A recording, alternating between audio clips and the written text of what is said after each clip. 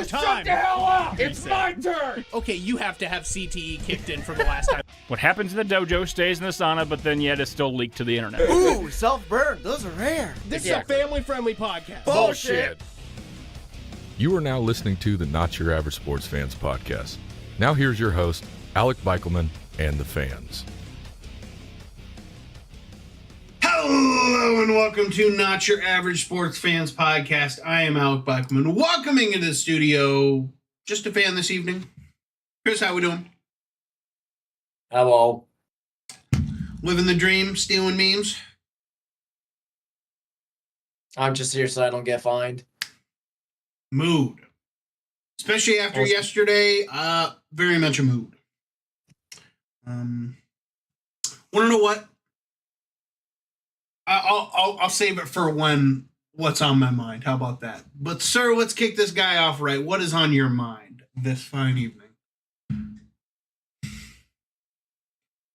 Football could come back as soon as it can because holy hell, was today hell. I bet. Tuesdays are always rough. I think Wednesdays are my rough day. Yeah. But the weekend is right around the corner. Yeah. Solid football weekend this past weekend, as always. Looking forward to it with Thursday night football and even the Friday night lights and some big games this coming weekend. So. Absolutely. What's on your mind, Chief? So, for the first time in like 2 seasons, I'd say, the weekend ended just like my childhood usually did. Most of the way in terms of football weekends for my childhood. So, Ohio State won big against a team they should win big against and made it the game that they always do. And the Browns left me sad. That's just about normal, you know? Guess so. So the factory of sadness continues, and sadly enough, it truly is not because of anybody's control. It's just because of a freak incident. And we'll see him Sunday. Yeah, we get to see him Sunday again. So, although I understand, not just as a Browns fan, but just because of everything going on with Nick Chubb. Yeah, it was a rough weekend to be a Browns fan. It was a rough weekend to be a football fan, I would even say. Absolutely. Just about everybody is upset about the Nick Chubb situation as the rest of us. Absolutely. Devastating injury. He's out for the season. Hopefully, it's just season. I watched a replay of it.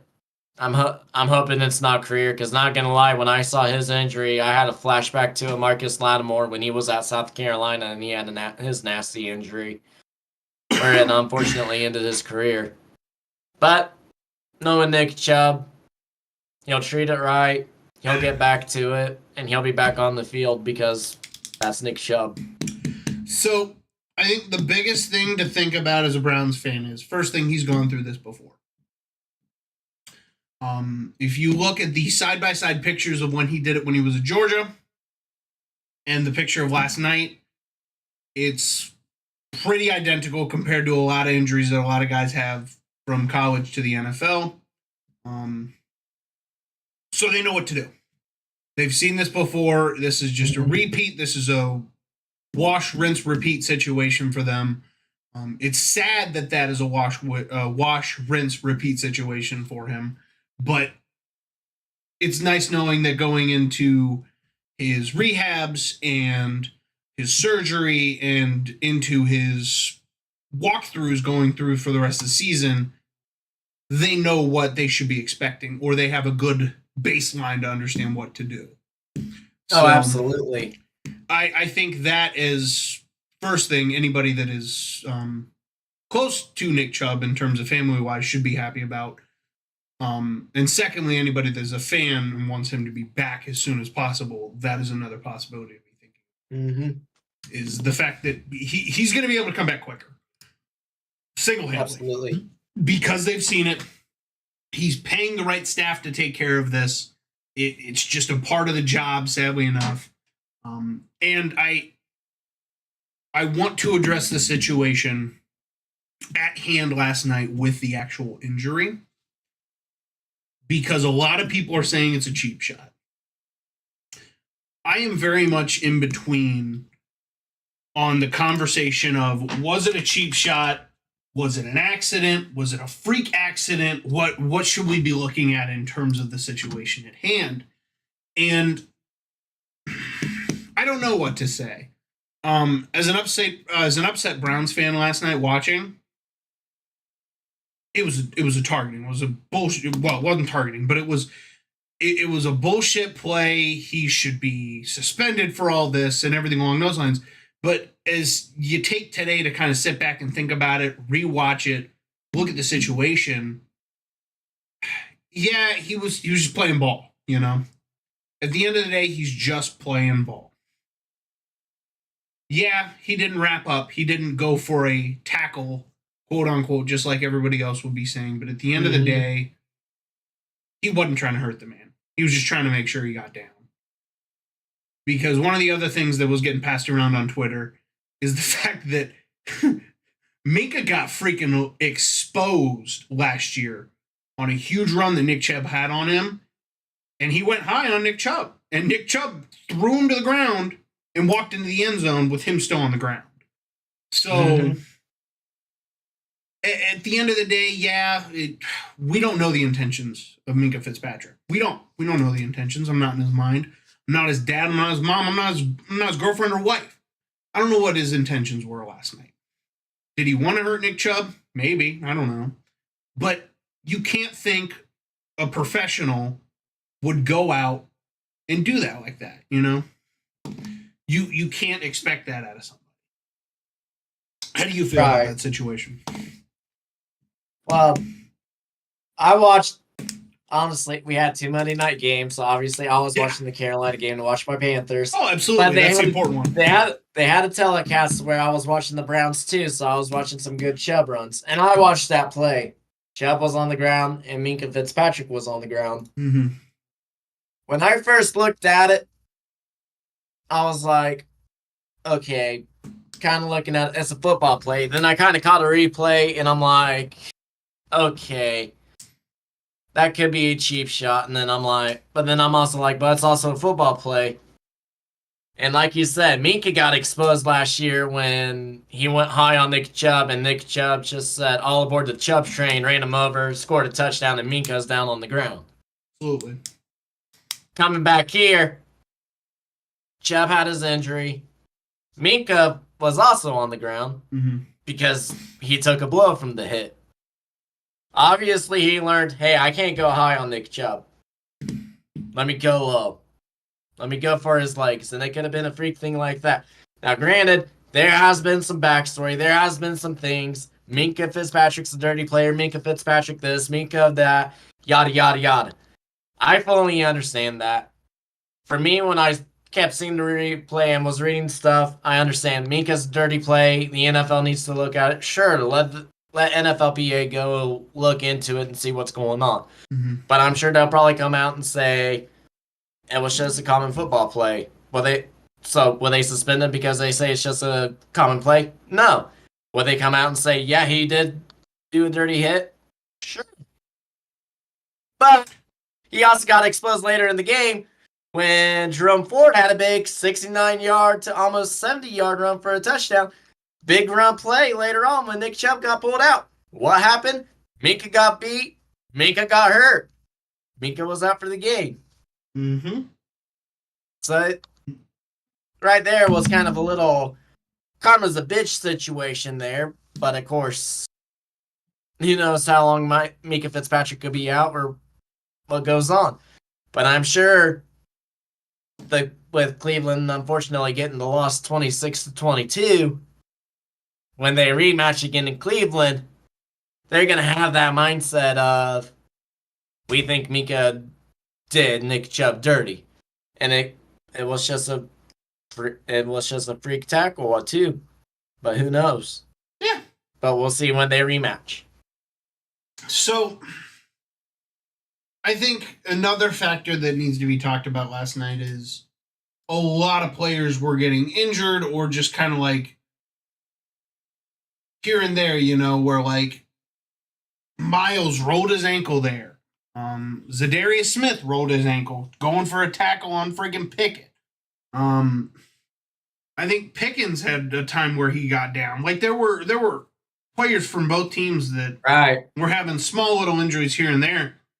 And did the teams just not prep right? Was there a field issue?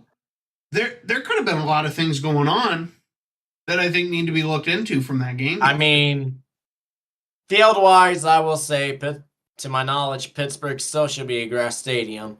Yeah. So maybe I don't know. Was the field not taken care of right? I don't know. But more players did seem fatigued, and I'm kind of with you. Maybe they didn't prep as hard as they needed to, maybe. Because, I mean, there was a play, and it was after the Jerome Ford run. And Landon Roberts went in a couple plays later, laid a big hit stick on a player. Mm-hmm. Next series, he goes back in for a punt, and then all of a sudden, he just puts his hand up, and he's knee on the ground, like something was going on. Like, did he have a late retaliation after that big hit stick he put on Pierre Strong for where the Browns were getting ready to score, and then scored a touchdown the next play? Yeah. And then he comes up for a punt situation after the series. And I know when I caught that, Joe Buck and Troy Aikman were talking about, like, yeah, 1 minute he's standing up, he's fine. Then the next he's on a knee. Yeah. And all he did was stand.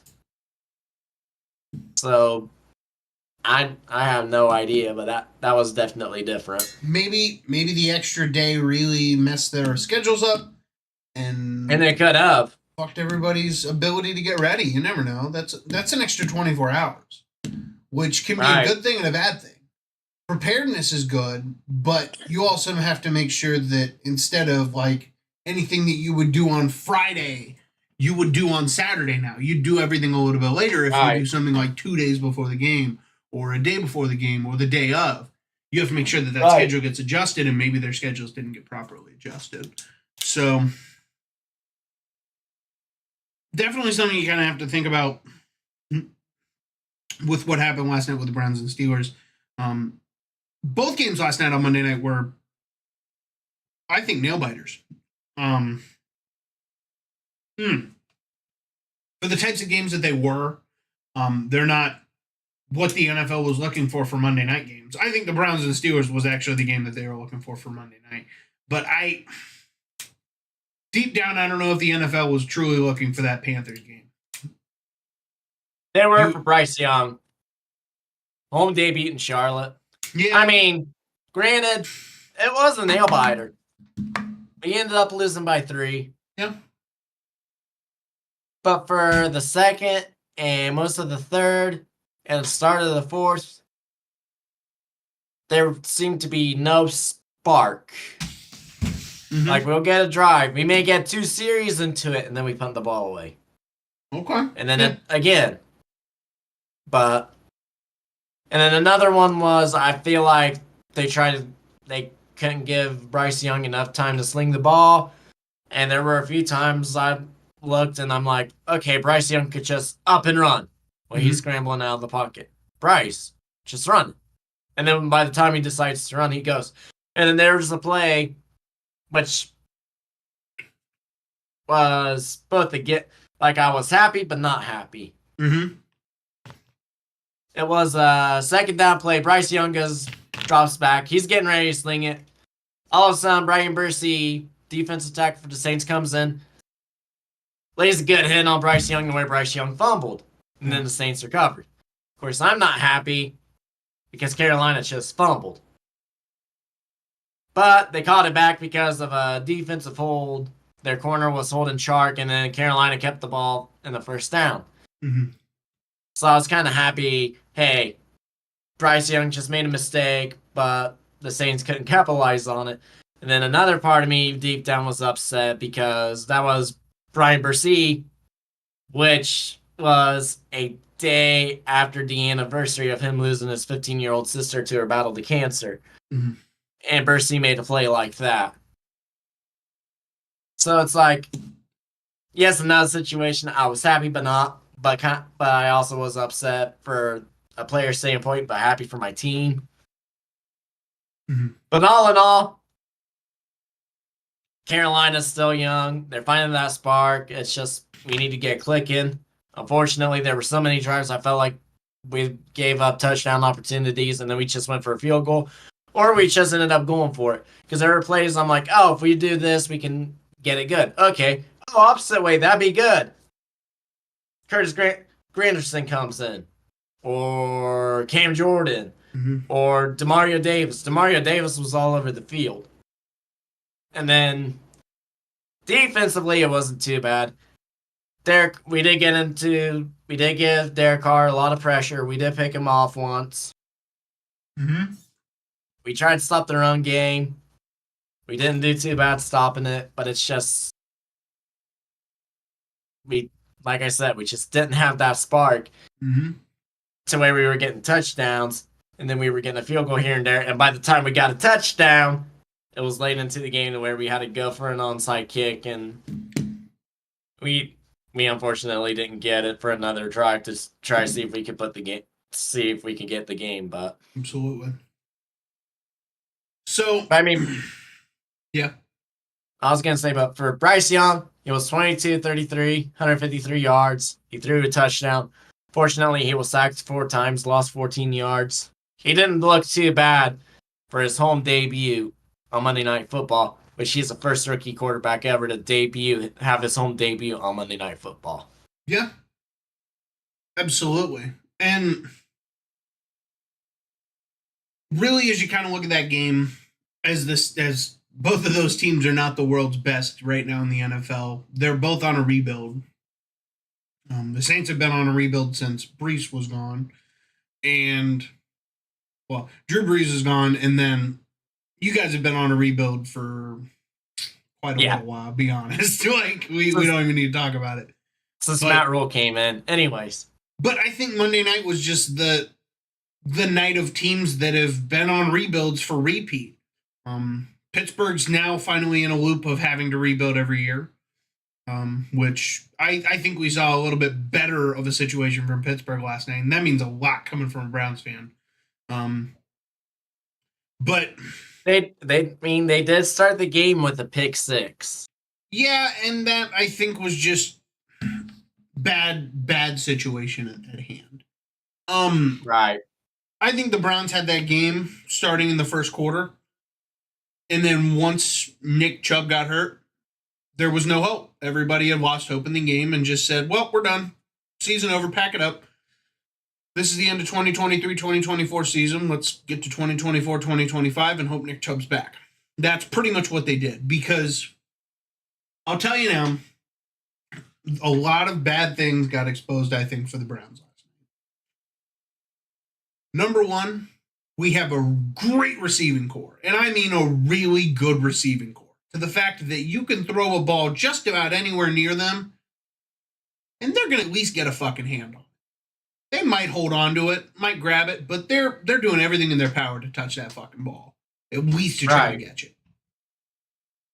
We saw Deshaun Watson can't fucking throw. But he can run. Now, that is a solid front seven for Pittsburgh. That's a solid front seven. For the fact that they dropped 30 points last night or something in fantasy, or 26, I think was last night in fantasy. That's a good front seven. I didn't have them. I did. So, 26, I think, somewhere in that area. They won me fantasy last night, by the way. That's what hurts the most about that game last night. Is it was either Pittsburgh's defense either had to suck and I had to lose fantasy, or they had to fucking rock it out and I won fantasy. And I won fantasy. So you tell me how it went. So a gift and a curse. Absolutely. TJ Watt got the record for most sacks ever recorded as a Pittsburgh Steeler. That is the record. And that's something to be celebrated, because for the fact that there were amazing Steelers back in the 80s, the 90s, just all the years of solid Joe Green. Absolutely. Just all the solid players that were in Pittsburgh. Mm-hmm. and they can't even add up to the amount of sacks that TJ Watt has. Good on him. And he got his first scoop and score touchdown ever. Good for him. Great for him. That's proud for him. And that's, again, coming from a Browns fan. I hate to say it. But you can't be negative for a guy that did really well last night and a team that did all around well for defense. That offense looked a heck of a lot better than it should have, and it's single-handedly because the Browns secondary had some struggles. And it takes a lot to not say that secondary sucked dick last night, because it sucked dick last night. Yes, George Pickens is a solid player. George Pickens should not be getting on a freaking post route to walk into the fucking end zone untouched. Right. He should not be doing that. When he's got Kenny Pickett behind the fucking center, no, that shouldn't be happening. And Kenny Pickett didn't look bad when he slung that either. He looked solid. Kenny Pickett had a good game last night. And I think that they're on the up and up right now. Again, but also on a Browns team that pretty much ended their own game for themselves at the end of the first quarter. They self-destructed. They really did. And I hope that they don't go into next week still self-destructive, because they can revive this season. Right. There is no need to revive. We lost Right. the game to Pittsburgh in Pittsburgh. We've done that plenty of times.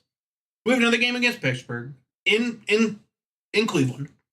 Let's run it back. Let's show them how the Browns need to actually play and beat them by 3 touchdowns. Right. Do it as it should be.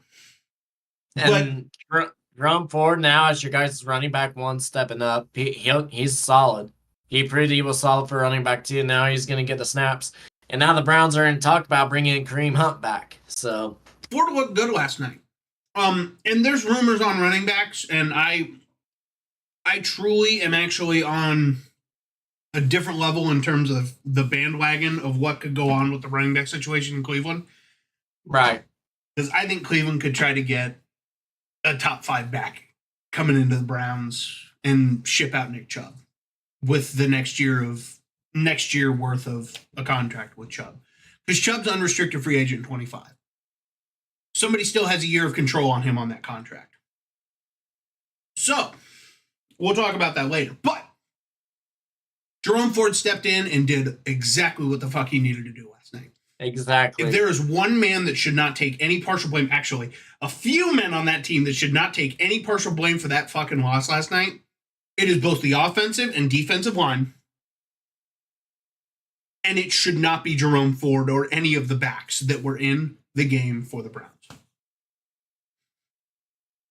The receivers could have done a little bit better.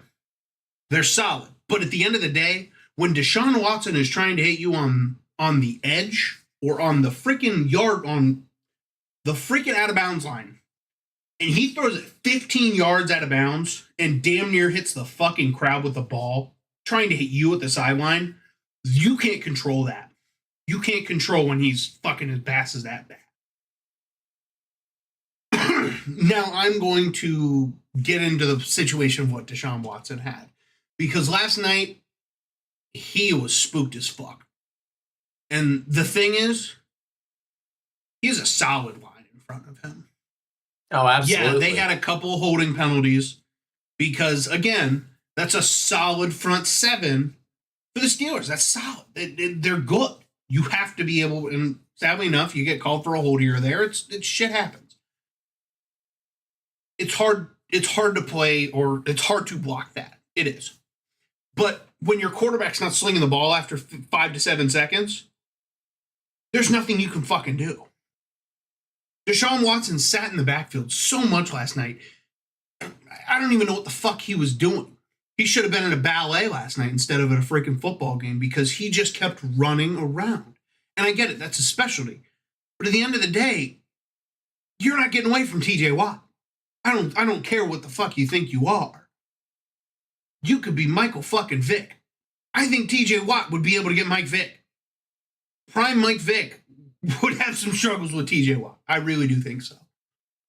It's just, it's how it is. You have to adapt and overcome with the situation that it was. And he learned that yesterday. That he's not always going to be able to rely on his feet. He's got to follow up and get the ball to his receivers because Amari Cooper looked great. Moore looked great. There wasn't a receiver last night that didn't look good with the passes that they had and the catches that they had. Njoku literally broke out like a 30-yard freaking carry or freaking possession on a check down pass practically. And he made something out of nothing. That was insane. Deshaun needs to get the fucking ball to the receivers, the tight ends, and the backs. We need to adjust that. We don't have Nick Chubb anymore. We can't run a run-only offense. You can't do that with Jerome Ford. He's got the carries, don't get me wrong, but he is not going to be the level of Nick Chubb where he's got 4 guys on him and carrying them to the fucking end zone. He's not to that level yet. Can he be? I don't know. That's based on what his training is, what he does, and what he wants to become as a back. Does he want to become that back? Sure, absolutely. Speaking of backs, I want to talk about the situation with Cleveland, with Nick, and I hate to be talking about even getting rid of Nick Chubb because this is a man that has been loyal to Cleveland, done everything for Cleveland, and been all about it. And there's one thing in Cleveland that we have to honor, and that is loyalty. But at the end of the day, this might be the one season that we have a chance to do much anything because we have some solid fucking players. Really solid players. And right now what we're missing is a running back one, which Jerome Ford can jump into that, but we can't guarantee that he's going to be a perfect RB1. We can't. So last night in a couple of different group chats that I've been in and just shooting shit around the whole Nick Chubb situation, it came to my thought that Jonathan Taylor is pumped. Yep. We can't do anything without a first-round pick on that. Correct? I don't believe so. I cannot remember. Okay. I don't know what the situation is with him being pumped. If He'll be active week 5. Okay. So if he becomes active week 5, he doesn't want to play. He doesn't want to be in Indianapolis. Indianapolis really doesn't want him, but they know that he's worth more money than they can even think of.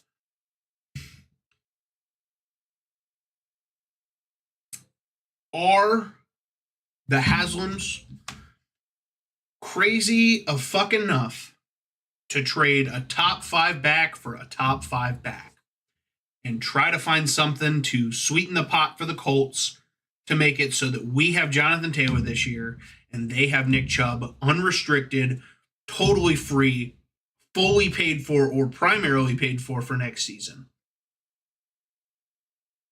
You tell me. Because Jonathan Taylor's a free agent after this year, I believe. I can double check. Yeah, he'll be a free agent.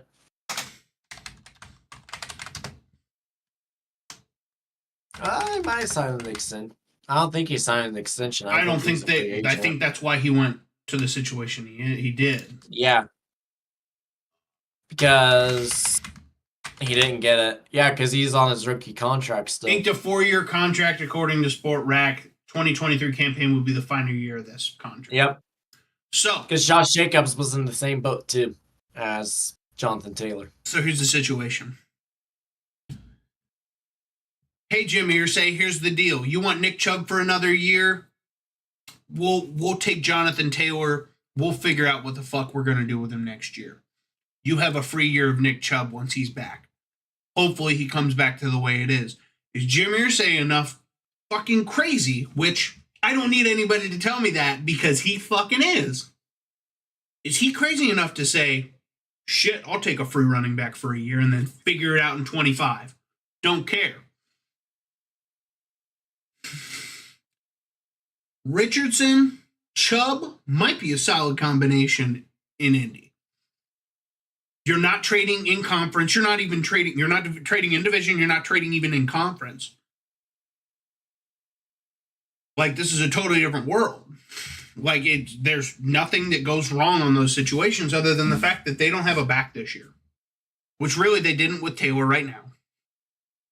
It's not like Jonathan Taylor is freaking gung-ho, ready to go fight for the fucking Colts. Like, give him a team that he'll play for. Give him a team that he'll freaking wreck with. And think about freaking Jonathan Taylor and Deshaun Watson in the backfield. This is borderline starting to look like a Madden Mutt team. This is starting to look like a Mutt team, even, if you even think about it. Am I wrong? I see what you're saying. Like, and there's nothing that's sitting down saying here other than I don't know what the situation there is with what they can do with Jonathan Taylor now that he's under that. But I think Irsay's the craziest enough guy to do it. Maybe a step behind freaking Jerry Jones. But I don't think Jerry Jones would do that because it'd take away from the Jerry Jones show. Oh, absolutely. It'd take away from the Jerry Jones show. And that's why he shipped a lot of guys out. Because it takes away from the Jerry show. So, I don't know. Like, and tell me if I'm crazy. Tell me if I'm fucking crazy. Jonathan Taylor coming to Cleveland is the dumbest fucking idea I could ever say. But that's a Cleveland move. Get rid of a guy you have fan control of that you know is solid and have great everything with, but he's injured as of right now. You ship him off.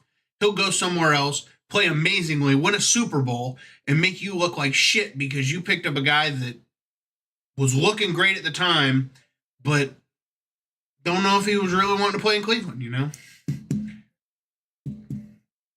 You tell me.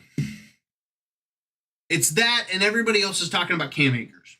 Everybody else is saying, oh, they can just go after Cam Akers. Go after Cam Akers. I don't know. The problem is right now is the Browns don't have anything. The only thing they can do is the rights to Chubb for 24. That's the only thing they can get rid of. Or they're getting rid of second strings. Wish they could. But really, they've already thinned their freaking roster so damn much at this point. What are you going to freaking put out there? Like, they're going to start driving around Cleveland looking for backups. It's going to turn into what the Chicago Bulls were in 2018, 2019. They're just going to go around town looking for random dudes in a fucking jersey. Hey, hop in. We'll give you pads. Like, I mean, I'm available, so. shit. I'll take a 60-day contract. I don't give a shit. Pay me the league minimum. I'm there. But like, not. I see where you're coming from. Yeah. Jim Irsay is crazy. Mm. I don't think he's that fully crazy. I think he will dish Jonathan Taylor to the Browns. I could see that happen. But I don't think he'll take Nick Chubb. I think he'll figure something out. He'll figure out deals. He'll probably take picks from you guys and try to see if he can find a second-round running back late in the draft because running backs ain't going to be looking good the next year, I feel like, unfortunately. Might be 2 years from now. What picks is he going to get? Picks in the next fucking millennia? Because Probably. the Browns used everything to get Deshaun. They used like multiple years back to get Deshaun. Like, And what's Deshaun's deal? what? What's Deshaun Watson contract? His contract? Or his trade deal? His contract. I remember his trade deal, Mm-hmm. but I can't remember his contract off the top of my head. So, signing bonus for this year, for 2023, which technically was last year, he only made $1 million. That was last year because he was fighting all that stuff for his suspension. This year, it is a total base salary of 46 mil, with a signing bonus of just under 9. Then a restructure back down under 9. but his total cap hit for this year will be $63 million.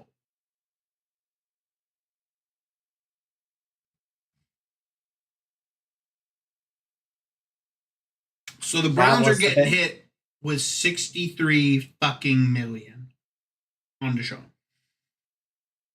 And his years, how many years did he have? 2? He gets through 26. Then 27 so they got restructure. 30.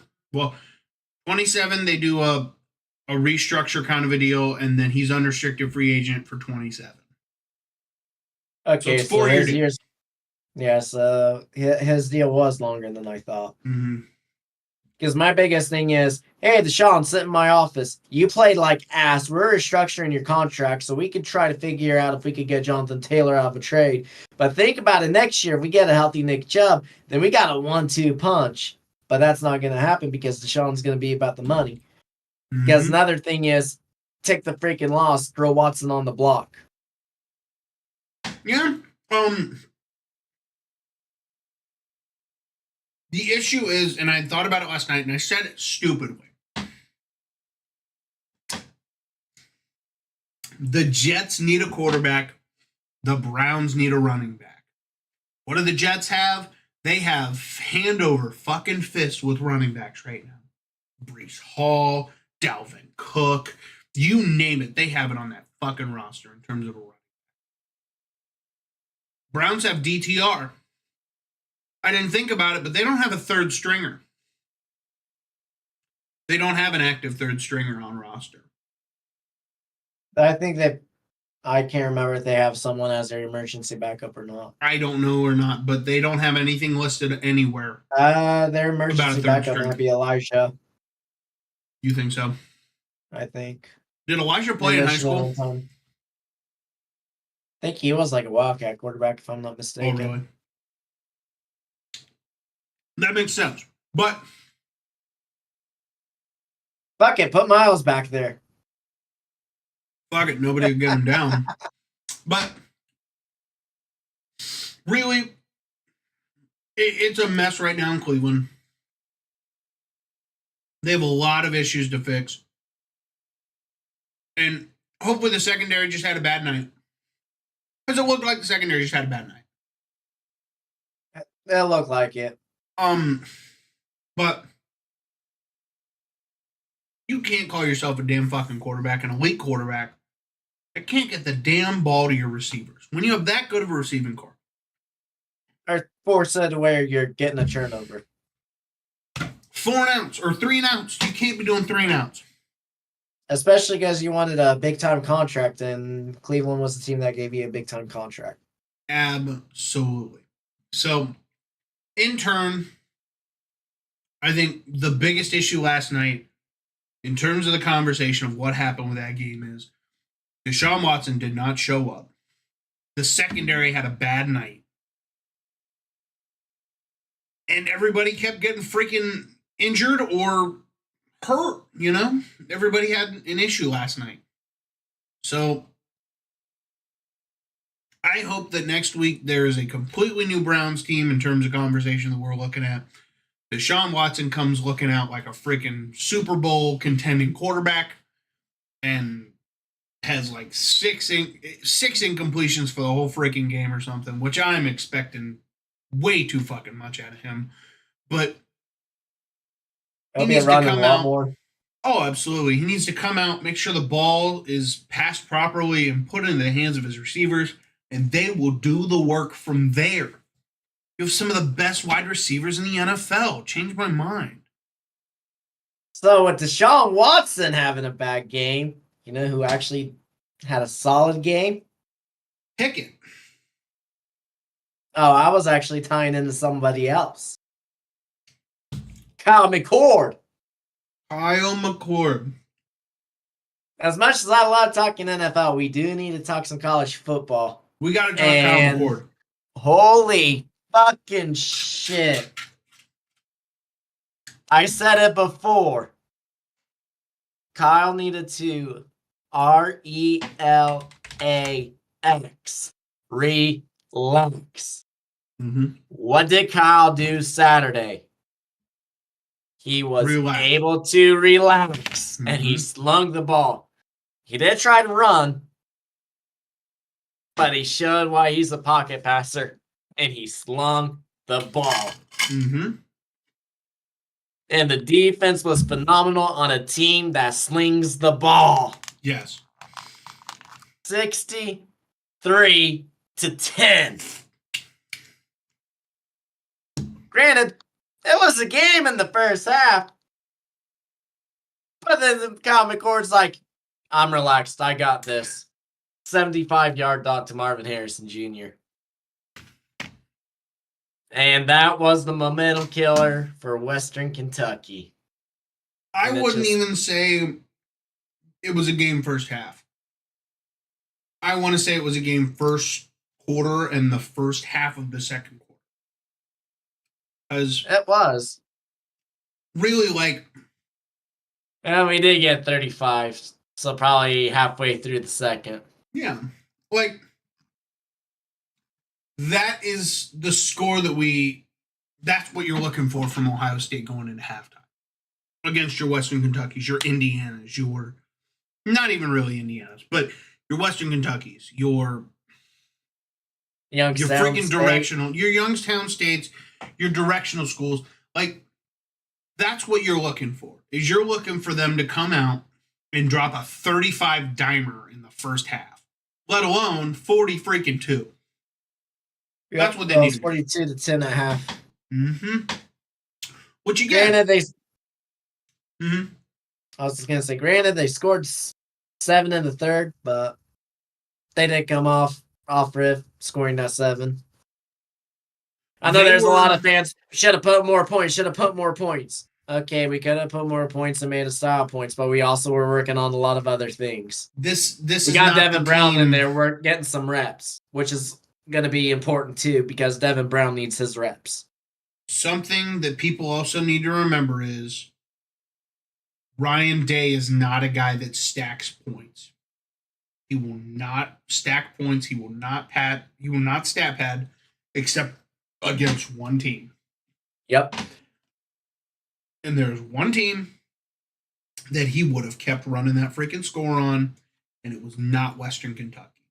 He has too much respect for the Western Kentucky Hilltoppers for what they are. He was not going to let them run that score. He was And getting even- stuff figured out, like you said, and he was getting the guys reps so they're ready for what is to come this week. You were saying? The only bad Kyle McCord had was that he had a fumble in the pocket. Yeah. But he was trying to make something happen and the pocket collapsed on him. If he got rid of it a second sooner, it would have been fine. But he held on to it for a second longer. That was his only mistake. He made up for it the next series Absolutely. because he And- led a touchdown drive. Again, he's a junior quarterback. We're throwing him in there because everyone's like, oh, junior quarterbacks, you're experienced. Not for Kyle McCord. He's still a new guy. But And he's back- getting comfortable in the pocket. So going back to your point when he dropped it, he lost it, he gave up that fumble. He went back the next series and he made it better. That's the biggest thing, and that's in every level of every sport. You can make mistakes. There's certain games where you can't. They're going to make or break the game. Like next week, I'm so much happier that Kyle McCord made that mistake this week, and he was able to learn, adjust, and better himself so he doesn't make that mistake next week against a team where that mistake will cost us the game. Him dropping a fumble this week against Western Kentucky, whoop-dee. Hey, that was a good win for Western Kentucky. They felt good about their defense. They felt solid. They're like, hey, we're able to get their freaking starting quarterback to drop the ball. That's a win. On the other hand, Kyle McCord learned, hey, I got to hold on to that ball. I got to protect it a little bit better. He went out the next series. He was able to go back in the next series in the next 20 minutes, next 15, 20 minutes, and make those adjustments. That is one of the biggest things you have to look at as well, is the fact that he was able to make that quick of adjustments and do what he needed to do and get his job done. Right. Kept his head on straight. He didn't get under the bus. He didn't crawl under there and want to just be done. He got his ass up, and he played the fucking game. Right, because after his fumble, Western Kentucky got the field goal. But he went out there, 12 plays, 82 yards, got a touchdown. Absolutely. So, I think this was a really good game. We saw that Western Kentucky is, as they said, the passing powerhouse of their area. Like, Western Kentucky's solid. It's a good team. Austin Reed went 21 to 37 at 75.1 QBR. Yeah. 270 yards, 5.6 average, 1-to-1 ratio, 1 touchdown, 1 pick. Yeah. And And the other Malechi, thing. Yeah, you were saying. I was going to say Malechi Corey, best receiver, one of the best receivers, and he showed he's one of the best receivers in college football right now. Probably the best Group of 5 receiver out there. 8 receptions, 88 yards, 1 touchdown. 34-yard was his longest reception. He came out, man, on a mission for this game. He said he had this game circled and everything. Yep. I think all of Western Kentucky had it circled because Blue Smith had started at Ohio State a couple of years ago and worked his way down. Well, he transferred to Cincinnati. Wasn't getting any playing time at Cincinnati because Cincinnati had just that team, you know? And then he transferred to Western Kentucky, and now he feels upset. Like, hey, you weren't getting the reps because you weren't showing it, you know? That's a tough wide receiving room to try to outdo, especially in the last 4 years. Those guys all went in the top freaking shit. They all went in the first round. So that's a tough receiving room to try to compete for minutes and for catches and reps. But Malachi Corley right now is that's just an insane receiver in general. He's great. He's solid. And everything that they had talked about going into this game, he exactly showed. He's good. He really is. Mm-hmm. And Western Kentucky has a lot of opportunity to do a lot offensively this season. Right. So, and I think the defense is pretty good too. It's just Ohio State finally got their offense clicking, you know? We needed to. Oh, absolutely. But Western Kentucky will still be solid. Yeah, they're in the Conference USA, but they're still gonna be solid. They'll bounce back after this game. Absolutely. Which I think I want to double check and see who they play, but they play Troy next week, so they should be able to get a win next week. They'll be good to go, get back onto their streak. It'll be a good game regardless for them because Troy did win the Sun Belt a year ago. Absolutely. And that program is looking better. Yeah. Like I said, they might be a Group of 5, but they're a solid Group of 5 school. Yeah. You can't count them out. So we got to talk about what's coming this week. Notre Dame. Under the lights. Under the lights. Notre Dame's wearing all green. At South Bend. College game day will be there. Of course they will, because it's a 6-9 matchup. Ohio State is still favored 66 to 34% on the matchup predictor, but Ohio State's by 3-2 for the line. This is tough. This is a tough conversation to think about because Sam Hartman's thrown for 1,000 already. He's got 13 touchdowns, 64 for 90. Takama McCord's 53 and 76. 815 yards, 6 tutties, and an INT. Like, the matchup is completely off in terms of the quarter. If you're looking at numbers and everything along those lines, but Kyle McCord showed last week that he deserves to be the starting quarterback. And this is his job. So Ryan Day came out and said he's QB1, and his performance Saturday showed that he's QB1. Yeah. So I think a big factor that we're going to see, at least for Ohio State, is Travion Henderson. Like, he doesn't get a lot of carries compared to a lot of guys, but we're going to start seeing a lot more carries from Travion. And they're not going to just be get the first down runs. They're going to be breakout up the sideline. You better fucking catch him before he gets across that line. Runs, you know, what we're used to, I think, for Ohio State. We're going to start getting back into this situation because Travion had 2 this past weekend. 2 or 3, I think, where he just broke it out and they had to come and get him. Yeah. breakout runs. He had a few handful. Yeah. 2 touchdowns with Chip Tranum getting another one. Yeah. And Chip Tranum showing, hey, I'll be that third running back and we'll make something happen and we'll be a 3 running back room. Yep. And that's what we got. Especially because they're putting Chip Tranum at fullback as a lead blocker. I'm loving it. I'm here for it. It's gonna be great. The forecast is showing rain and 71 in South. Chance of rain. Yeah. Over under 55.5 points. That's kind of low. Which, again, last year, Ohio State and Notre Dame was a very low-scoring game. Weren't they under 40 last year? Yes. They were around 40, I Just thought. looking. I'll have to remember. Hold on, let me look. I'll take a look. Hold on. That's what I'm doing. I already got you there because I'm 31. 21-10. Yeah, so they were under 40. Yeah, 31 points. Just low scoring game. They're looking at that situation as that Ohio State, Ohio State and Notre Dame battle hard. So it'll be interesting to see how they do and what goes on, because Notre Dame has a explosive offense. We're talking solid, just overall good, and defense is looking great too. So just overall just a solid situation. Do you have anything to say on this weekend? It's going to be a good one. Absolutely.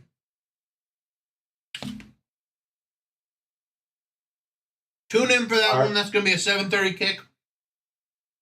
On NBC. Mm-hmm. Absolutely. Definitely worth a watch. Definitely a game you need to look into. Absolutely. Sir, you about ready to get into picks, I'd say? Yeah, it's about that time for picks. It is about that time to get into some picks.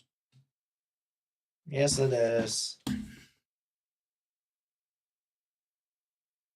So to start off our picks in the college football world, we're going into some ACC action. Number four, Florida State going on the road. Mm-hmm. Going to Death Valley. Take on Clemson. Yes. Game's at noon on ABC. Florida State's a 2-point favorite, over under 55 points. Can Florida State show that they're a top 14 and maybe even rout Clemson, let alone play a lot better and fix their performance after getting that little highlight of an upset alert against Boston College?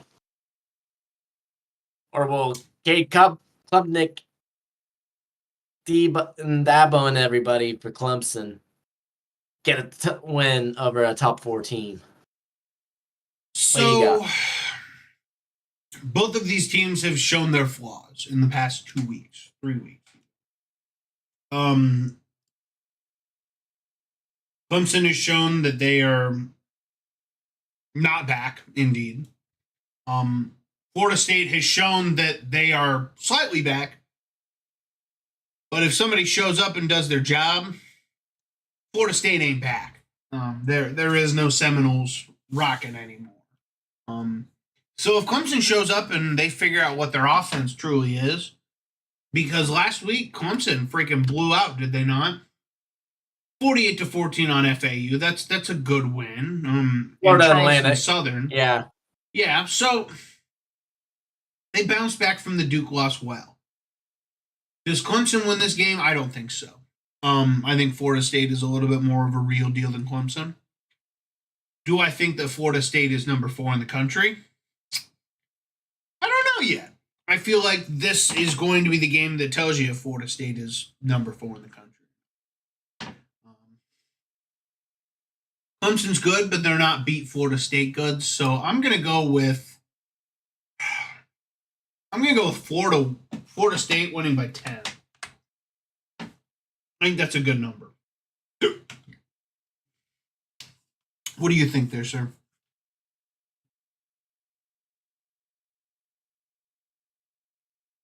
Two powerhouse ACC teams going at it.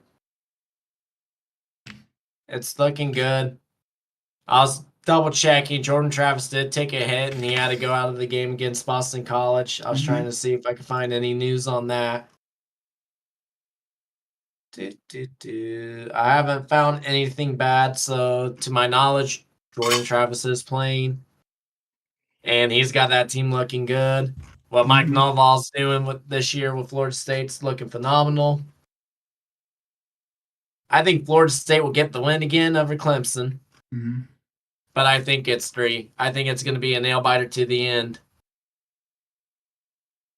So, Okay. Moving on to the next game. Big noon kickoff for some Big 12 action. Number 16, Oklahoma, is traveling to Nippert Stadium to take on the newcomer Cincinnati Bearcats for their first Big 12 game. So, the big noon crew is going to be there. It's all the hype for what they're saying for Fox. Gus Johnson, Joe Klatt. I'm kind of looking forward to it because I'll probably turn it on and tune in a little bit, hopefully. So, Oklahoma's a 14.5-point favorite. Over under 57.5 points. So is Dylan Gabriel and this Oklahoma team looking solid, and the defense going to shut out Cincinnati or stop Cincinnati? Or will the Bearcats be like, we made the jump to Power 5. We are here to show you we're a Power 5 school. I think the conversation that needs to be had is Cincinnati has to show out. They have to. This is their shining moment. This is what they need to do. They need to come out, kick ass, chew bubblegum, and start swinging the freaking fences because they need to get this win. Especially on a almost a top 15 Oklahoma team that's solid, that's good, and blew out an Arkansas State 73-0 at the beginning of the season, and a Tulsa 66-17. But do the Bearcats get it done this week? As I'm sitting here and I'm thinking about it and looking at everything that's going on, these are two explosive offenses. But I don't know if the Bearcats can bounce back this week. I think Oklahoma wins this by 14. I think Oklahoma, right. And that's even going to Cincinnati. That's tough. I mean, everything Oklahoma's doing, they're solid. I mean, Magic Predictor has Oklahoma at 86.6%. Mm-hmm. And Dylan Gabriel's playing lights out. Everyone says, watch out, he's a sleeper for the Heisman. Mm-hmm. 66 for 80, 905 yards, 11 touchdowns to 1 pick. However, they also made it a game with SMU, but they got the win 28-11. Yeah. Cincinnati's bouncing off a 31-24 overtime loss to in-state rival Miami of Ohio. Mm-hmm. But they also beat Pitt. Emory Jones and Cincinnati have a lot of things they need to do.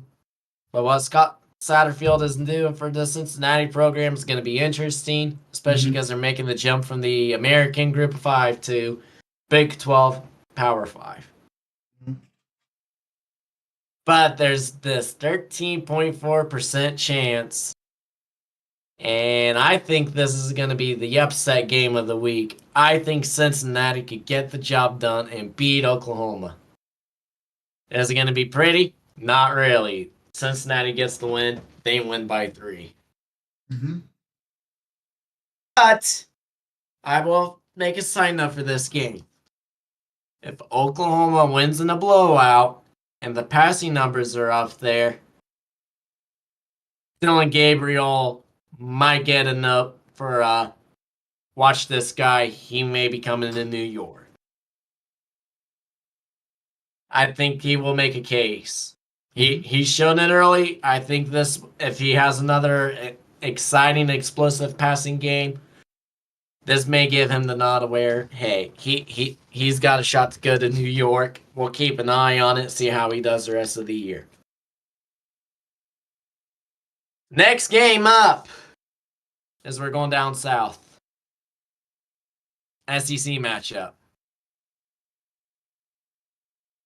A team we haven't talked about much this year versus a team that we talked about and we all hope got an upset and they were upsetted.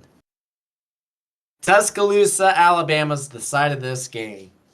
The kickoff is at 3:30 on CBS. The Crimson Tide are taking on the Ole Miss Fighting Lane Kiffins. Sure.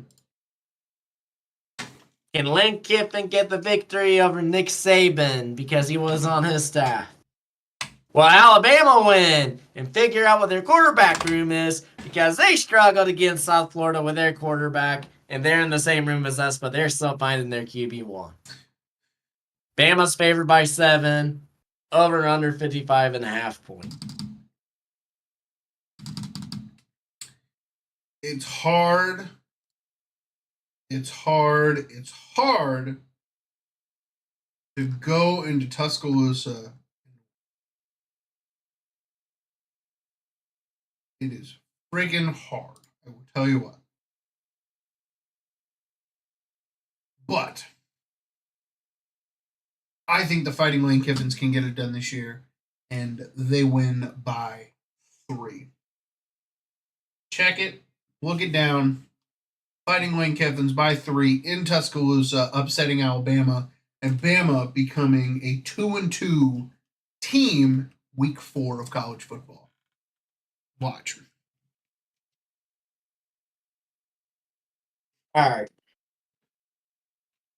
I'm going to pull up Gamecast real quick. Interesting. Okay. As there's an ad that played in my ear. So the matchup predictor has Bama at 65.8 and Ole Miss at 34.2. Mm-hmm. Alabama does have Jermaine Burton. I did talk to him a little bit when we recapped last week when we talked about the Texas-Alabama game. Yeah. Everything that was going on with Alabama, Nick Saban's shutting down. He's shutting down the QB controversy talk, rumors. There's defensive coordinator rumors going around. Nick Saban's shutting them down. So Nick Saban's being Nick Saban. Mm-hmm. Moreau is getting the start this game after he didn't get any playtime against South Florida. Tyler Buckner got the start last week. And I'm going to be honest with you. Tyler Buckner did exactly what I thought he did in that game, as I thought he was going when he started for Notre Dame last year for both Ohio State and Marshall. And he struggled to beat Marshall. And when I was catching and watching that game and Alabama couldn't get anything moving when he was in there, I'm like, I hope South Florida wins because this will be phenomenal and everyone's not going to stop talking about it. Mm-hmm. And then Ty Simpson went in, and he didn't do too bad. And honestly, Ty Simpson's the top for the team. He was all spring because they thought he was going to get the starting job. But then Jalen Milroe went in, which Milroe got some playtime last year, and he was the backup to, that's right, the Heisman winner, Bryce Young. But the quarterback room going on for Alabama is definitely interesting because a lot of people beforehand said Alabama can make it to and win it all and be fine. Where Ohio State, when we were in that talk, it's, well, Ohio State needs a quarterback. Mm-hmm. Well, we got our QB1 established. Where's Bama at with theirs? However, Ole Miss's running game is a little silent for the running back. Their leading runner is Jackson Dart.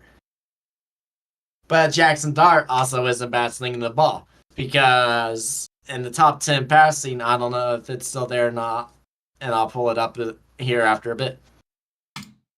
But their quarterbacks, Jackson Dart and Sanders, the transfer from Oklahoma State, are both in the talks of leading passers because they got two quarterbacks that could play. Yeah. Of course, two quarterbacks too many. But they're two quarterbacks over Alabama, it sounds like, for the talk. Long story short, another quick factor, Steve Sarkisian went in and beat Alabama. Yeah. Lane Kiffin's going to do the same thing. And the more I look at it, the more I'm changing my score. I'm taking the Fighting Lane Kiffins, and honestly, the Fighting Lane Kiffins are going to copy what Texas does. They're going to win by 10. Interesting. Thank you for adjusting it on the sheet to the Fighting Lane Kiffins. Thank you for that. Yeah, I did that as you were talking because I'm like, you know what, we have it. So, two more games. 7:30 kickoff for this one on CBS.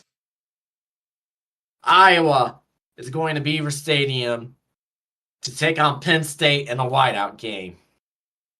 Penn State's a 14.5-point favorite, over under 40 points. And I believe his name is Drew. I'm going to pull it up real quick. Yep, Drew Allar, the quarterback for Penn State, is playing some fantastic ball right now. And Katron Allen is running the rock really good too. But Iowa also has Michigan transfer Caden McNamara. Yeah. Gain Mickey, as I nicknamed him the one time when he was playing solid for Michigan. So, Iowa getting the win, or is the whiteout too much and Penn State gets the win? The whiteout's too much. Cade McNamara has dealt with a whiteout before because Michigan has gone to Penn State for a whiteout. I don't know if he played in a whiteout, but he's been in the facility for a whiteout. Because he would have been in there last year, but did McNamara start last year? I'm not thinking so. Because Michigan got the whiteout last year, or did we get the whiteout?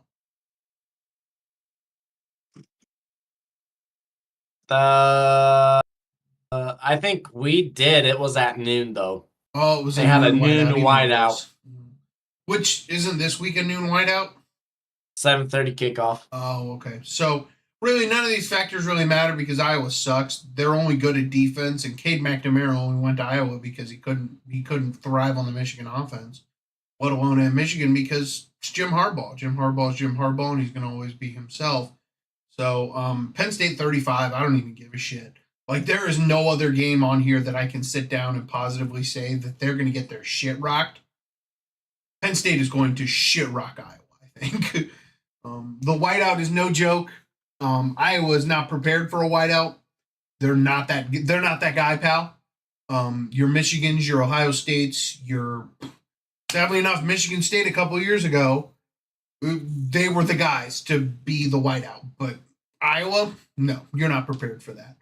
You might as well run into a brick wall and hope that shit has no cement on it because that's what it is. So have fun not hearing your plays get called for the first half. That's all it is. So, and the energy just keeps growing as you can't hear. What do you got? There's one guy that actually can handle a Penn State whiteout, Yeah. and that's the Iowa head coach. Yeah. Because Iowa hasn't had a whiteout game since the 2000s. Yep. Because they actually had some whiteout opportunity because I think they used to do 2 each year because they mainly did it for Ohio State and Michigan. Mm-hmm. But there was 1 year where they had the early kickoff for one of them, and Iowa was a primetime game.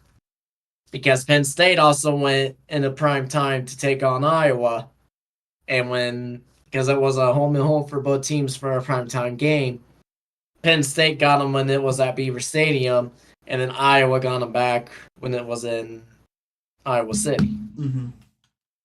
But Caden McNamara, been a little while since he handled a wideout. I think probably 2021 when he played for Michigan.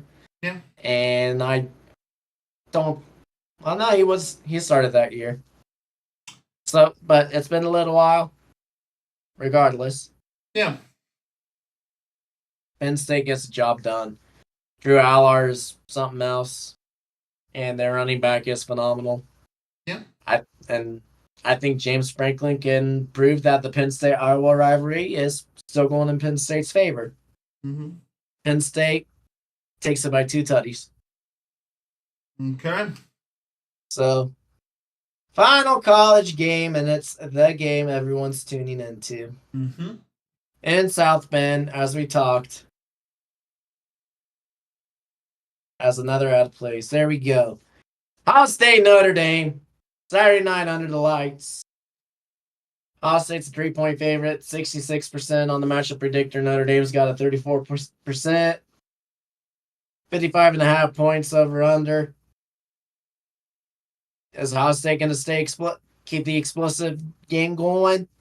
Or can Sam Hartman sling the ball all around? Marcus Freeman, can he get a top 10 win? Or is Ryan Day, Brian Hartline buckling down, getting it going?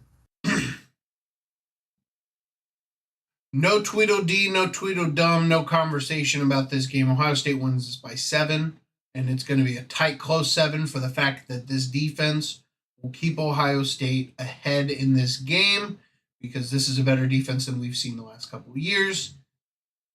And this offense is starting to show that they can produce points. Ohio State wins this game by 7. I hope that it's more than 7 because I want to be proven wrong so that Ohio State can go into next week and show that, hey, we got a top 10 fucking win against Notre Dame that everybody thought was the shit. But we beat them by X amount of points. Give us our spot back in the top 4. That's what Ohio State's going to be looking for. So look at that because we're going to start seeing any of the stuff. If Ohio State's been holding back to try to save what they need to for the season, they're going to show it this coming week. And you need to be prepared for that because this is the closest game to the game, I think, for this year. Is Notre Dame, well, in terms of the tiers, it goes the game, it's going to go Penn State, and then it's going to go Notre Dame. Single-handedly on the games that are challenging for this season for Ohio State. Mm-hmm. This is the 3rd hardest game that Ohio State will have this season, but it is going to mean a lot when they win. Ohio State by 7. That's a game. Yeah. We get a blowout again. If we blow out Notre Dame, big if. We blow out Notre Dame, we'll show the committee, hey, we should be top 4. We'll see, make a case. Mm-hmm. It's not going to be that, unfortunately. Yeah. Marcus Freeman is definitely hitting the film harder, studying, and even looking back on last year's film to figure out where the mistakes were made, capitalizing on everything. This game has been circled for a while on not just their calendar, but everybody's calendar. The players, the coaching staff, the fans, even Vegas has a circle. Sam Hartman, as a grad transfer, is playing lights out. He's having a solid season. Solid season to get an invite to New York. Maybe, maybe not. But I definitely think he'll at least be in the talks for the quarterback of the year award. Ohio State got everything clicking. Mm-hmm. If the defense can add if this one, I'm gonna look towards what Jim Knowles is doing. If Jim Knowles can run the defensive scheme to adding more pressure and even disguising pressure and dropping back in the last second, that's what will get Sam Hartman the most, because when he was at Wake Forest and teams did that when he was at Wake, that's when he got under pressure and everything wasn't looking good for him. The one thing about Notre Dame I'm actually looking forward to is honestly these uniforms. Those all greens are going to look slick under the lights. I'm Yep. going to love them. They're going to be clean. Long story short, Ohio State's getting the win, and Ohio State, I think, will cover the spread. Ohio State will win by 3. Good stuff. It's a game regardless. Absolutely. Especially because every time we play Notre Dame, it's always a game. We're going to South Bend, it's a game. Mm-hmm. So, all right, that's the college games. Yep. Moving on to the NFL. First game off the bat. Thursday night football. I'm rapid Amazon firing Prime. these, brother. I'm telling you now. Rapid fire, rapid Okay. fire. So, the Saquon-less Giants versus the Purdy Niners. Same fans favored by 10. I'll leave it there. McCaffrey runs over him. 17-point win for the 49ers. The Giants have just not shown it this year. This is from a guy that took Saquon for his fantasy draft this year. The Giants have shown nothing without Saquon right now. So Danny Dimes, never heard of her. I got to tell you what, more like Danny Pennies, because holy shit, he ain't doing shit. So 49ers 17-point win.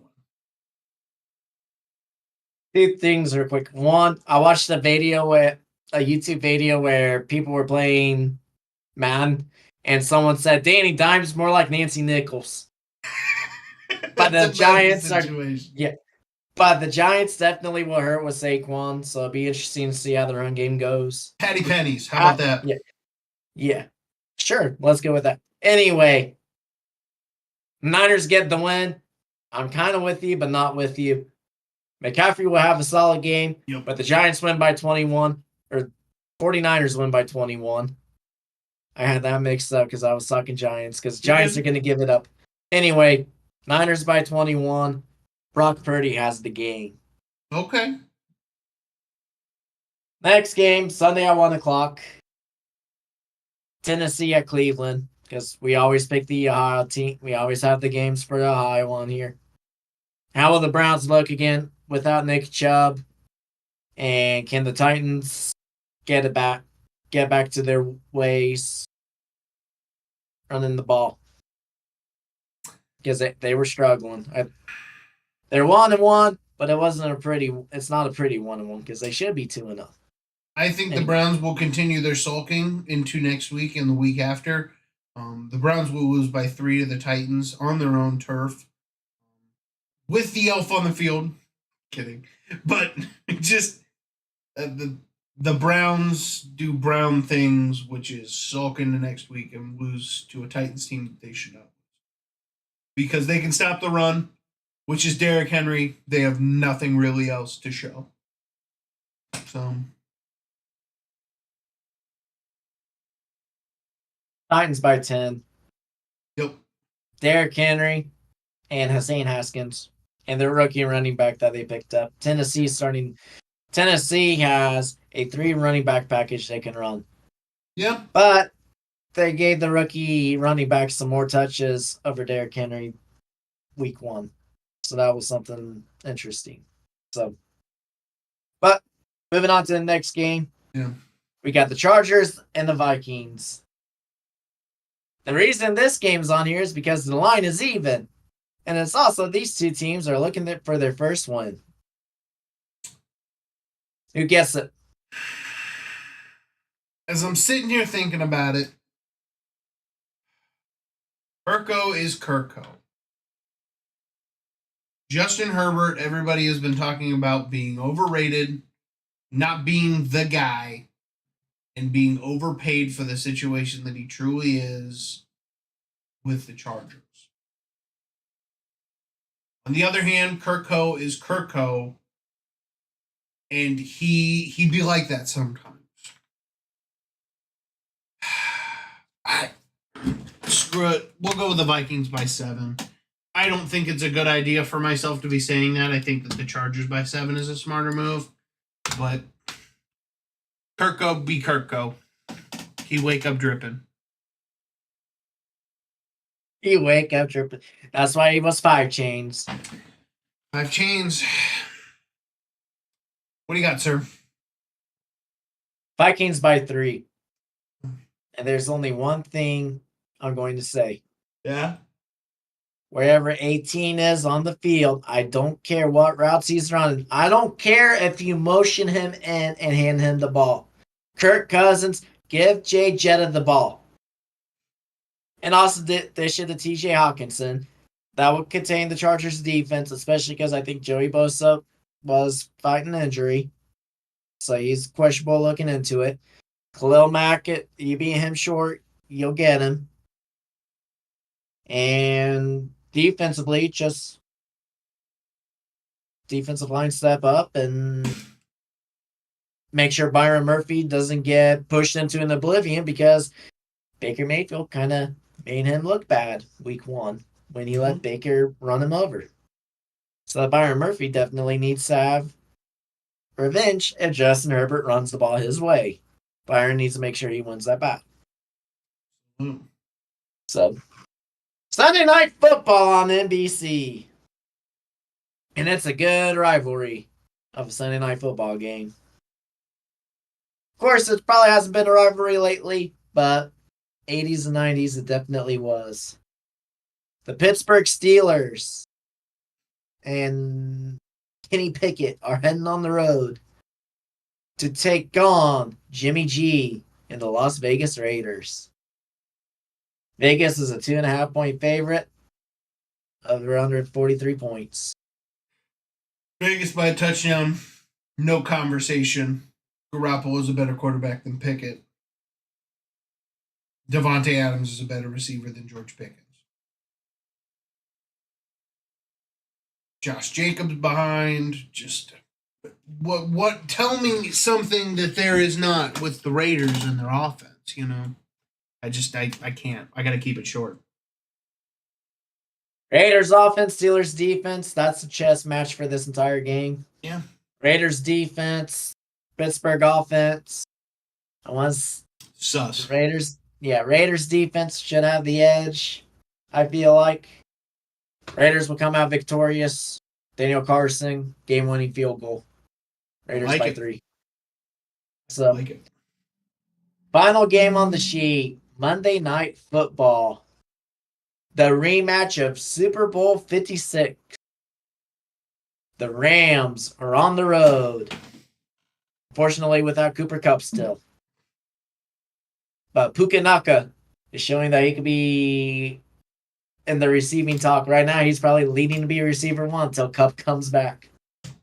Taking on the Cincinnati Bengals in their whiteout game with the white tiger uniforms. Is Joe Burrow playing? Is Joe Burrow not playing? There's talks and rumors, but nothing's been said yet. Yes, Joe Burrow did re-aggravate the same calf injury he had this offseason. But it's still a Super Bowl matchup regardless. Or Super Bowl rematch, I should say. Who are you taking? Rams win it by a touchdown. No conversation. I don't think Burrow plays this weekend. This isn't a game that they're worried about. They lose this game, they're not worried because they've already lost 2 other games. What's another game at this point? They need their star quarterback to come back healthy and ready to go. This is not a game that they're too concerned of losing.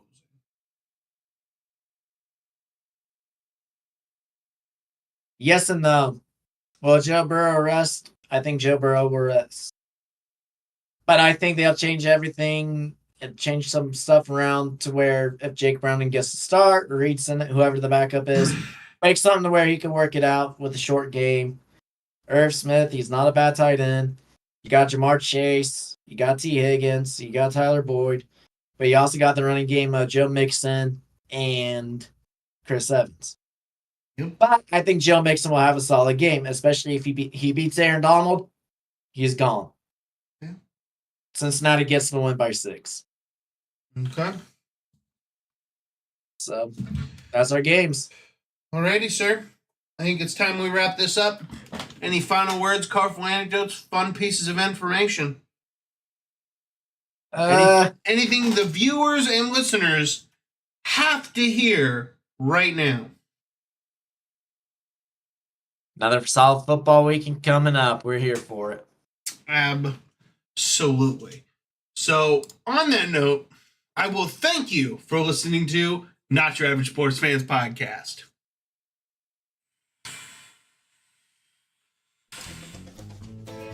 It's time to go. I got a bedtime reminder. I got to go to bed here in 45 minutes.